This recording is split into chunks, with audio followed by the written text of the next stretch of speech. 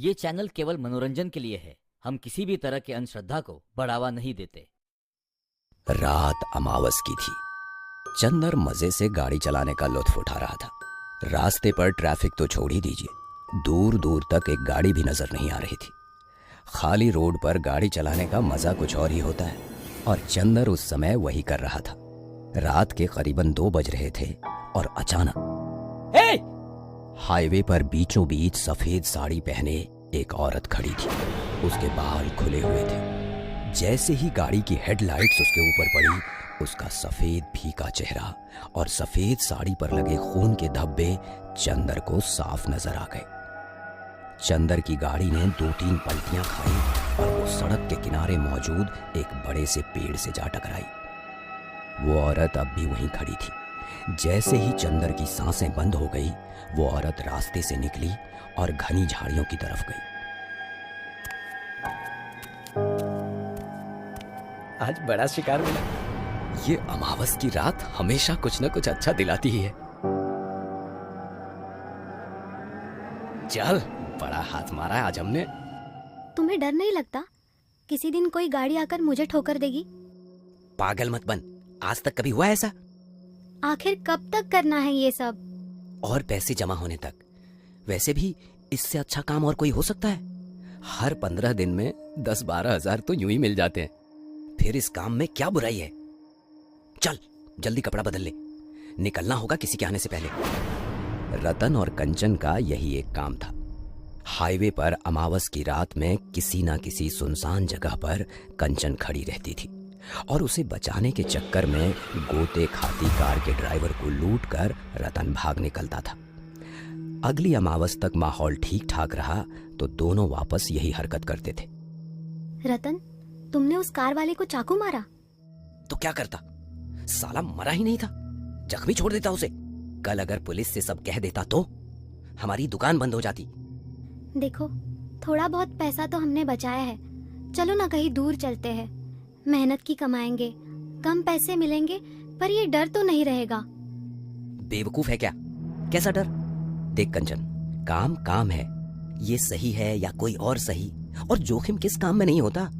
कल अगर किसी इमारत पर मजदूरी करूंगा तो ऊपर से गिरने का खतरा तो होगा ही, तो इसमें क्या बुराई है?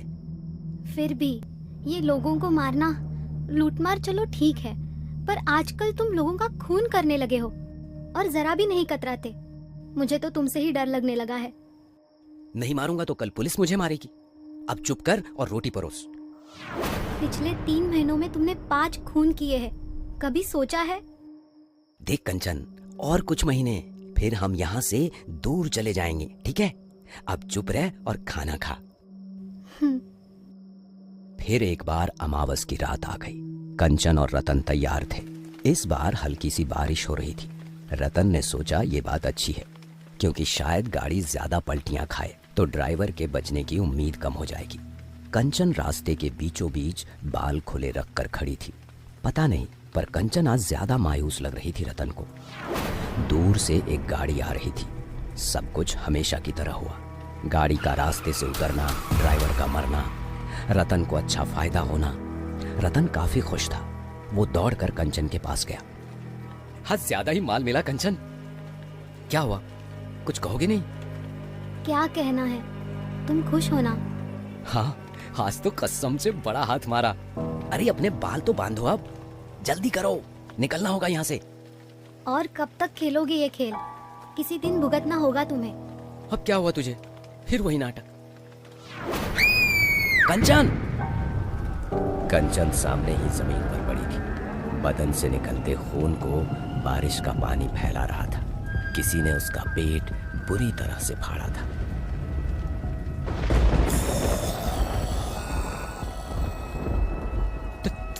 तुम कौन हो? पहचाना नहीं? तुम आप जिंदा? ये वही औरत थी जिसे रतन ने एक्सीडेंट के बाद बेरहमी से चाकू चलाकर मार डाला था।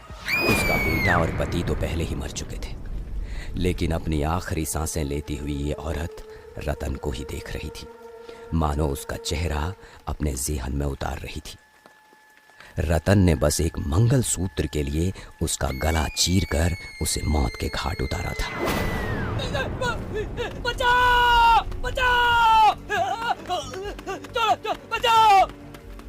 चीखते चिल्लाते रतन ने वहां से भागने की कोशिश की, लेकिन बदले में सुलगती रूह के मुकाबले उसका भागना बेकार गया। उस भयानक औरत ने उसे अपने लंबे हाथों से जकड़ लिया और बड़े आराम से उसका गला अपने नुकीले नाखूनों से चीरती रही, जब तक उसकी जान नहीं निकल गई।